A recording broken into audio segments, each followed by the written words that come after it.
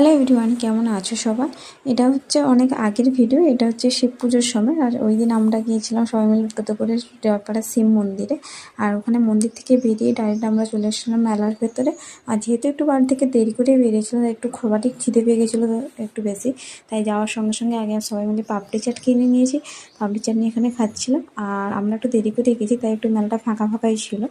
আর এখানে মাই 99 টাকাতে এই ঢাকনাটা কিনেছে। এখানে যা কিছুই আছে সব কিছু কিন্তু 99 টাকাতেই পাওয়া যায়, যেটাই নেবে সবটাই 99 টাকা। আর আমার না এই ডায়েরিটা খুব কিউট লাগছিলো, কিন্তু এটা আর নেইনি।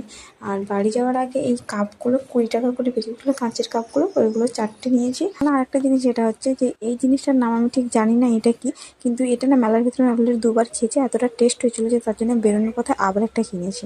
আর ওখানে না আমি রিটার্নটা নিতে ভুলে গেছিলাম, কিন্তু দ্বিতীয়বার যেতে দোকানদার আমাকে রিটার্নটা দিয়েই দিয়েছে।